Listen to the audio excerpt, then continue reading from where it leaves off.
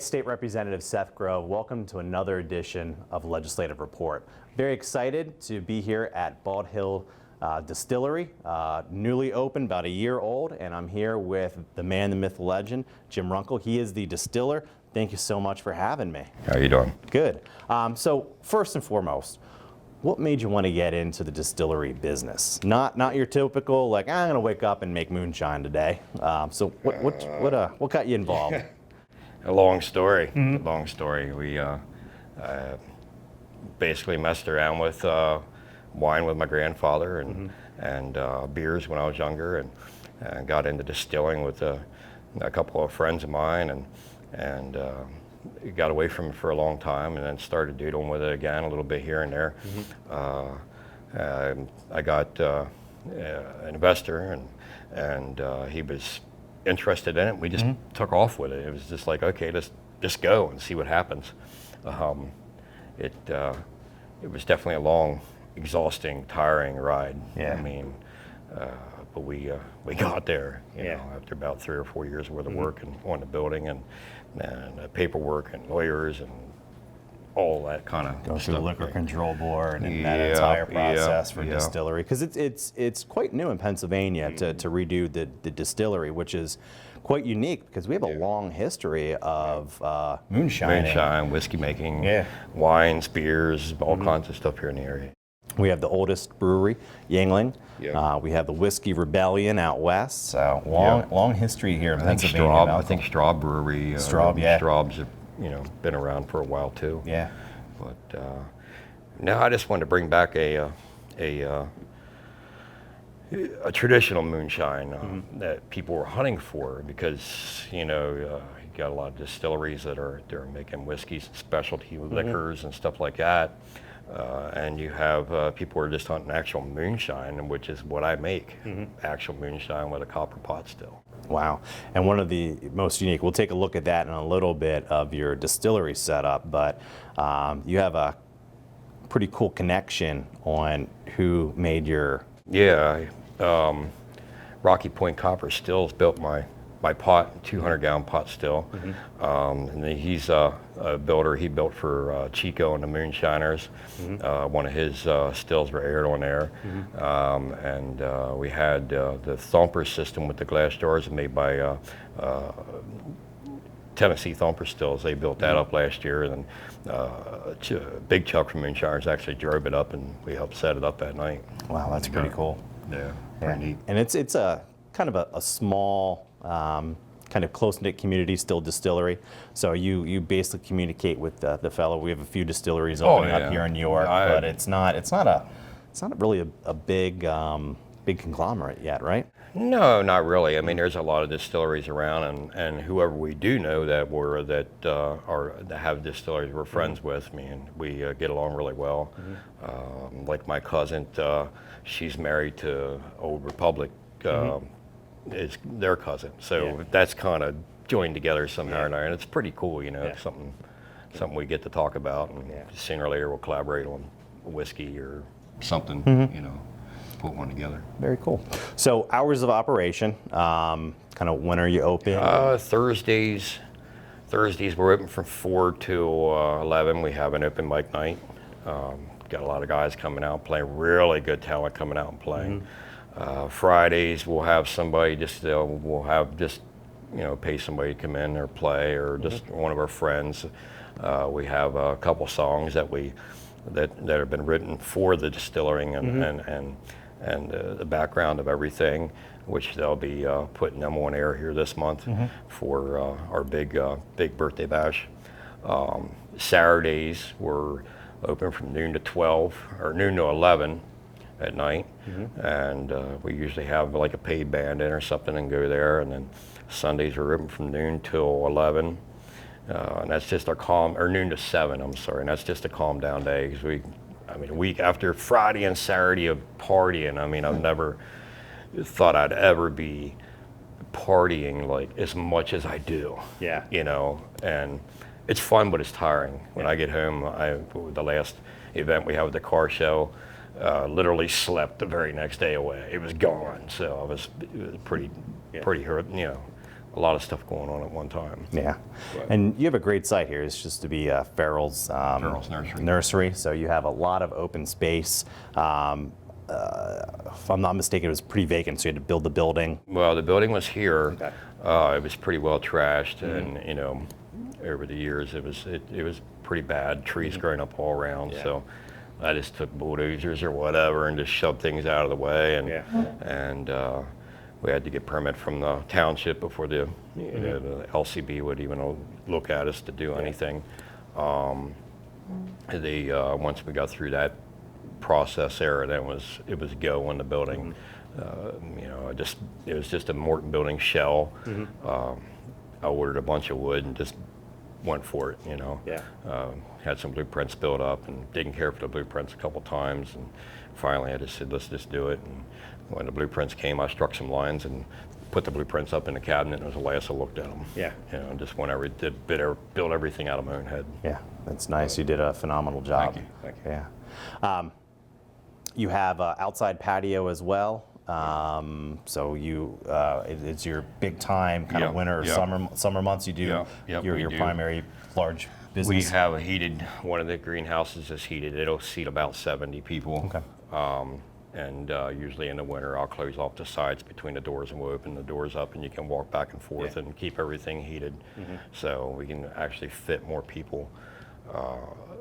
We have, you know, the outdoor, the bigger one there, which is open, has just basically a shade area for you know, people get out of the sun.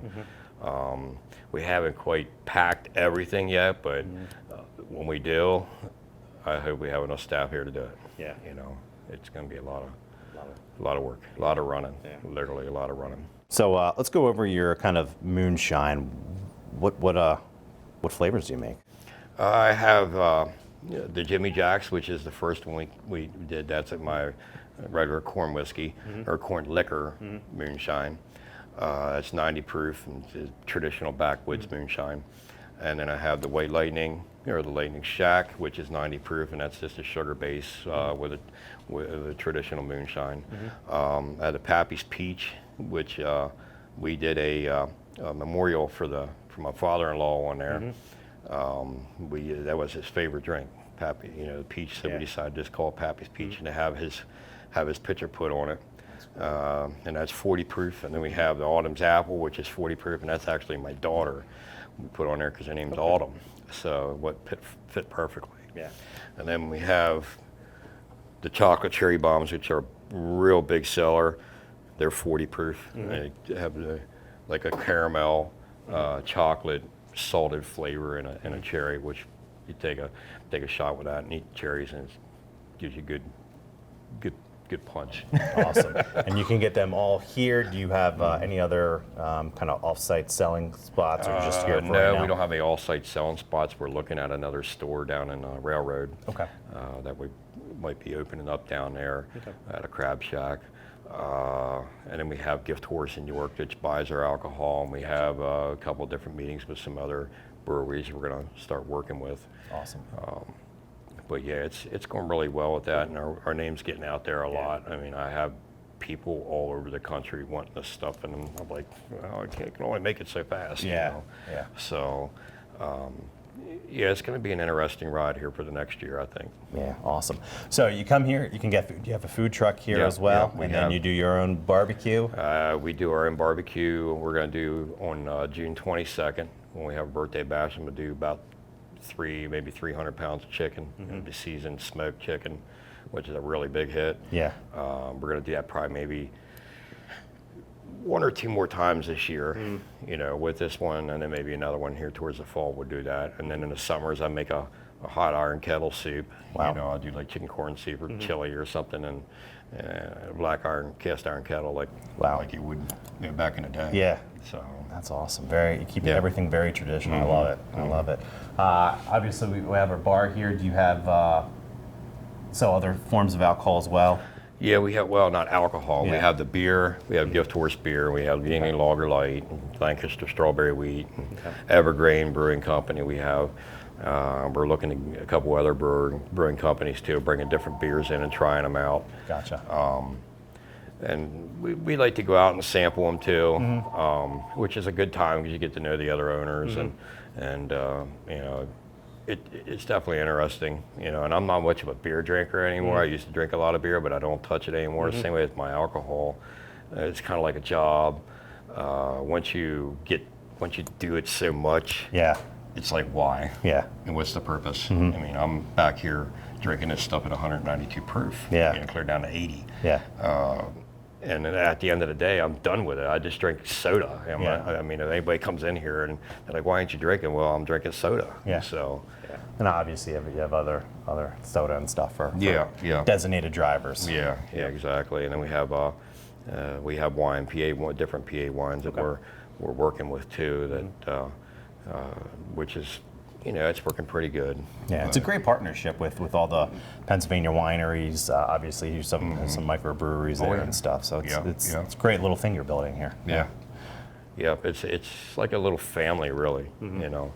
But once you get to know some of these people, and nobody's really out to be better than one or the other, it's just, you know, we just try to keep moving along with it. Yeah, that's awesome. Well, great background. Let's go to the fun part. Let's go check out how you actually make the moonshine. Sounds check out good. Your distillery. Sounds good. All right.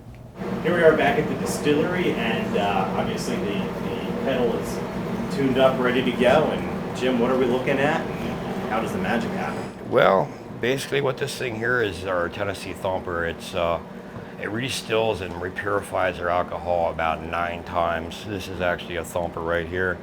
It'll redistill it. And we have a thumper back there, which is, they call it a doubler. Back there, that distills it. So everything redistills as it comes through. And it comes down into this guy here. It goes up and starts the whole way across. So each time it hits one of these jars, it redistills, repurifies, and makes it a stronger, cleaner alcohol, more like a high-powered vodka is what it really basically is. So here in about a couple of minutes, we'll be able to get you to see some alcohol coming out of here at high proof. What proof does it come out at? This in here should be around 170 to 180. Okay. If we get lucky, might hit 192, which would be really cool to show on TV, right? But it all depends. It depends on how the fermentation went. If we had a good fermentation, if everything's gone in the tank, which I like to kind of stop it before it does all the conversion from sugar to alcohol, because it'll keep it smoother, sweeter when you drink it. So we're gonna throw the old hydrometer down here. We have built by Brady Instruments. Really good people, take good care of me. Once it settles out, it'll drop down a little bit more. Right now it's at about 174 proof. But we have a lot of pressure coming in, and it pushes it up a little higher, so give it a few minutes, it'll settle down even more yet. And then usually what I'll do is I'll just take my hands in here, and you can smell the alcohol in there, so you don't want all that stuff to go like that. It smells like rubbing alcohol, so you want to get rid of all that. And I'll taste it every once in a while after I get about a gallon in there, then I'll taste it as I go. And then I'll take about another half a gallon on top of that to make sure we're good and safe for consumption. And I'll just move this over and start catching that pot. And I'll run it. So the first product coming out, is there any use for that basically? Well, not really, no. I mean, if you want to put it in a sprint car or something, which we're going to try this year at the end of the season, we're going to give my buddy a little bit of it just to put it in a sprint car to see how it does. Last race, and just in case it blows his motor up, he doesn't lose nothing because he has to rebuild it over the winter anyhow. But we're going to give that a try, and if that works, we'll see how we can go about making that legitimately feasible to use it. You know, a lot of guys, they'll rerun this stuff in their next batch, but I don't. Gotcha. I don't like to even take the chance on that. So basically, we just dump it down the drain and write it up as garbage. Gotcha. But then I'll run the hydrometer down. I'll run it down to about 80, and I'll keep checking it. Now with this one here, I'm using a higher proof alcohol, so I use that for my mixes, my peach, my cherries, apples, blackberry, root beer, stuff like that. Gotcha. Because it's easier to hide the alcohol flavor when it's a higher proof because you're using less alcohol, but you're still getting the proof up. Yeah. Now the clean, like the Lightning and the Jimmy Jacks, I don't even use this. I use the traditional set with the traditional parrot. And I'll actually sit there and I'll keep mixing that and taking the temperatures and the proofs and all that to get it down to where I can take it right from the can and throw it right in the bottle. I don't proof with water or anything like that. So it's what you're getting. You get pretty much getting straight out of the still. Gotcha. Wow. But- And obviously, this is the kettle that was delivered, and then you actually built the heating element, right? I built the burner box that's underneath there. It's a 320,000 BTU burner box, or a jet burner that's underneath it. It worked really well. The first time I fired this thing up, right after I got it, it had just a jet burner in it, and it took me 24 hours to run a load off. And I'm like, I can't do this. I need more heat. Yeah. So the next time Chris Kelly came out, I had him put the element ports in the back, and that helps too with the summer because I can run the elements in the summer and it won't get so hot in the building because that thing's up there around 200 degrees. Wow. When I run the burner like I showed you earlier, that really temps the building up, and then my AC can't keep up. So I just use that in the winter periodically. I do have a couple other stills that I had built by the same thumper guy, and the one's hanging there, which gets hooked up to the little one in the corner, which is over here. He built that one. This here head's the first one I had built. I literally left here at 7 o'clock one night. Me and my wife's cousin drove clear to Dallas, Georgia, 12-hour trip. Wow. Rushed this guy overnight, had him build this thing, and then just for the first one, just to see how it worked. Yeah. See what if we were able to, it would bring my proof and stuff up. Yeah. Drove straight back, Wow. hooked it up, and ran it. And then that deciphered that we wanted to build this thing. So I was like, dude, I want to do jars everywhere, you know. Yeah. So we flew him up, did some drawings and stuff like that. And I said, I want a window unit. So he built that piece up to set on top of this to run across the window. Gotcha, so when you're people can when see you're it. outside, Yeah. you can see it jumping around, Yeah. as well as like right now, you can't hear that thing Yeah. popping and hammering. If you go out there, when it's hooked, it transfers through these brackets, and you can hear it just outside. That's really cool. It's really, really cool. Yeah.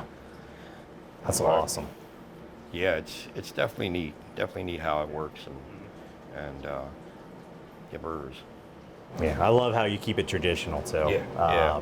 So this is we were talking about the copper. It's the only copper kettle. It's the only one that I know of here in PA. It's an actual full copper system. The only thing, like I said, the only thing we do is that we had to do is put, you know, our stainless steel plates and couplings and stuff for safety for myself and, you know, for other people that come in here. If Yeah. I'm running this in here, nobody wants to be in here on a still that could potentially go poof. You know? Yeah. So we had to make sure it was definitely safe. How long does it take to do a full kettle? It's about, well, I only do half kettles. Okay. We've noticed that if you do a half kettle, you get more alcohol out of a run than you do a full kettle. Gotcha. Because there's more room inside the still to drop the waters and impurities back out of it and ship the alcohol up through the head.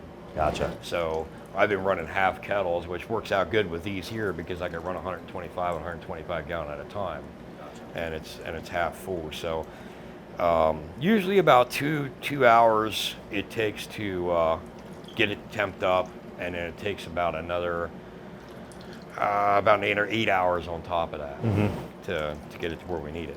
Gotcha.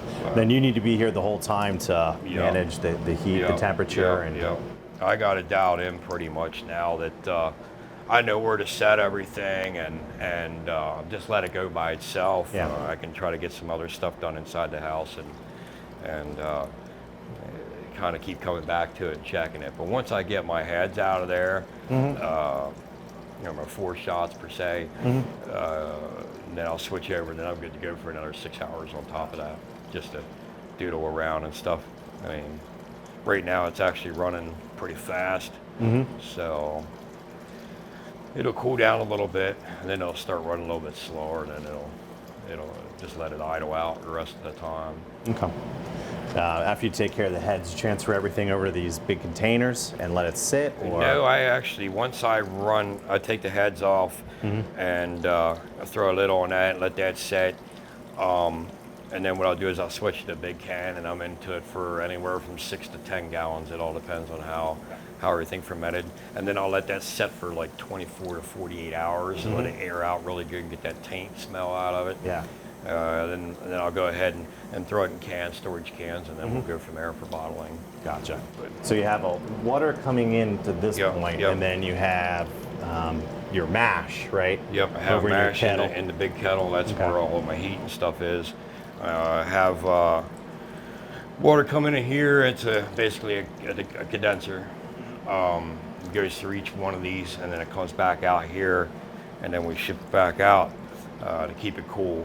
I like to have it about 65 degrees, no hotter than that, to condense it back down. But the cooler, the better. Yeah, it seems to be working really good here. So. Terrific. And maybe we were talking about corn you use. What kind of corn do you use? I use our planted field corn. Okay. Yeah, regular planted field corn. And now next year, like I would say that I'm doing an open pollinated corn. A guy in Western PA here, I get hooked up with him. He has a bunch of different open pollinated corn that I got a lot of moonshiners and distilleries are starting to mess with. Yeah.